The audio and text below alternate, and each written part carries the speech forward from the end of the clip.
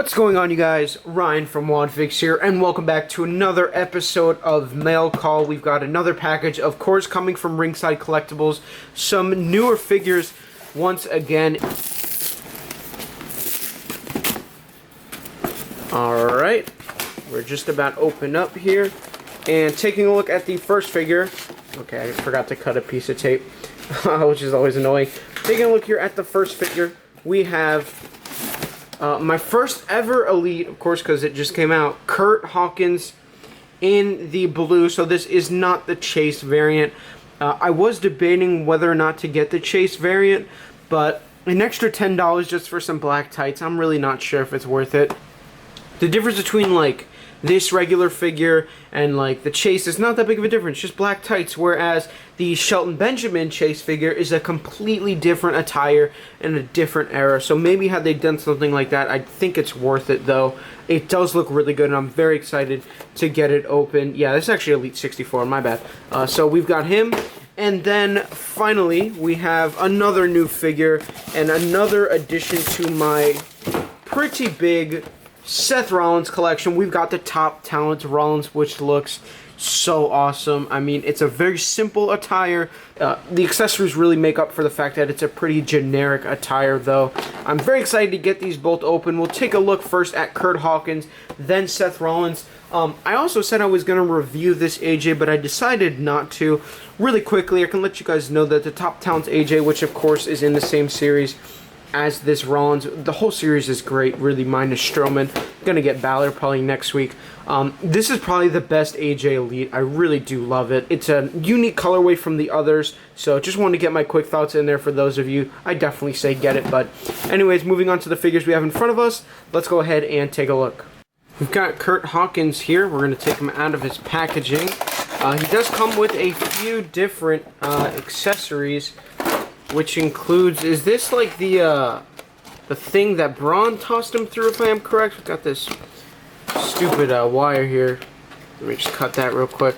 So that, like, that thing Braun tossed him through, yep, it's the Raw door, I missed that part. Which I believe is the same parts, if I am correct, as that one Shane McMahon figure, the one that came with the King of the Ring door. I believe this is how you put it in, if I am correct. So there you go. You've got the Raw logo there that breaks away into a few parts, which will toss Hawkins through. But first, we're going to take him out of the case.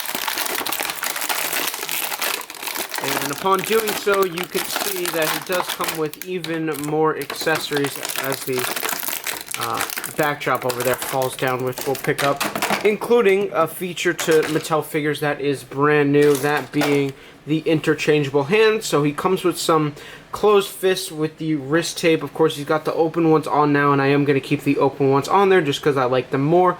But they work the same if you watch my previous videos. I'll maybe demonstrate it with Rollins. You just pop them in, pop them out. Sometimes they can be loose. Certain hands will end up being loose, which can be annoying, but it's not that big of a deal. He's got his little winter coat thingy. It's orange. It's got the Hawkins logo on the upper left side of his chest. The zipper is detailed. On the back it says "Face the Facts," and then he's got his signature cane, which I never really understood what the point was, but hey, I mean, he has it. So when you have the two open hands, he can easily hold it. It is warped a little bit, and there's some detailing going on. Most figures like this that come with accessories end up being warped, like kendo sticks and whatnot. That's just the material, though. But I guess demonstrating the Raw thing, if we can just put him through, it's kind of satisfying to throw him through. But moving on from that, we can look at the actual Hawkins figure by taking off the jacket, which is very easily removed, like so. It's not the harder material, it's fairly easy to take off. And we can look at his awesome new face skin, which looks exactly like CURT HAWKINS. He's got the slicked back hair, which is cut on the back, the shaved sides, and the beard. There is a great resemblance to CURT HAWKINS. I thought his original head skin with the ponytail also looked a lot like him. This one, though, is much better. It's nice to have an updated Hawkins in my collection. I believe he's got a Bret Hart torso, if I am correct. It definitely seems like it. Of course, he's got his blue and orange singlet, inspired by, I know, his favorite baseball team, the Mets. I mean, I used to watch baseball and be a Mets fan, but it's just too boring for me. And these colors also work for the Knicks, so hey, I'm a big fan of it.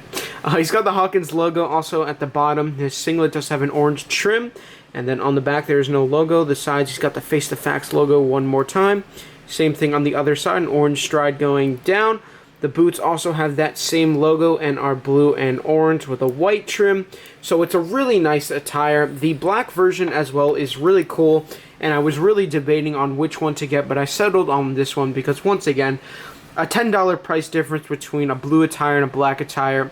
I'm not really sure if it's that big of a deal, though. I do say get this. I mean, Hawkins obviously isn't on TV a whole lot, but if you're somebody who likes to collect all figures and you're deciding on whether or not to get the Chase Hawkins or the regular one, I just say stick with the regular one.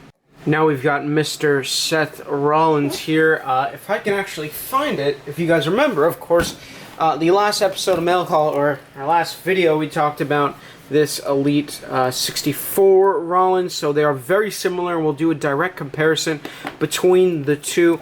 I obviously could not stop talking about the brand new head scan that he comes with, which is also featured on this Rollins. They both similarly come with interchangeable hands, the same versions, as well as 2 championships, which the great thing about these interchangeable hands that he comes with is that we can even pose him holding both titles. So we're going to go ahead, take him out of the packaging. Just want to always make sure the articulation is okay, because you never know. Oh, I also realized his wrist tapes are painted, unlike the other Elite, which is awesome. So we're going to go ahead and take off the hands. Again, very easy to pop on and pop off. Not sure why anybody would keep the both closed fists on, just because you can't really do much holding of championships with those, but obviously if we pose him correctly, we can have the Intercontinental Championship in his right hand and the Raw Tag title in his other, if we can get it. There we go. So again, this is one of the reasons why I think they added interchangeable hands, is because you can do awesome things like this. I mean, it's a small change, but it makes a huge difference and improves the figure a lot. He can now hold both championships, and of course I have the interchangeable hands, or the open ones on this Rollins as well. But again, just the Raw Tag Team Championship, which is standard, and I've needed a new white Intercontinental Championship for a while, and it looks really good. It's very detailed. One of the cleanest looking championships in WWE today. But looking at the face scan, it is indeed the same as his other Elite. I think it's all painted differently, though. It kind of looks darker. That just might be this figure specifically. I'm not sure. I'm pretty sure they are the same, though. I mean, you can tell. I mean, honestly, my favorite head scan of all time. They look awesome. Same torso.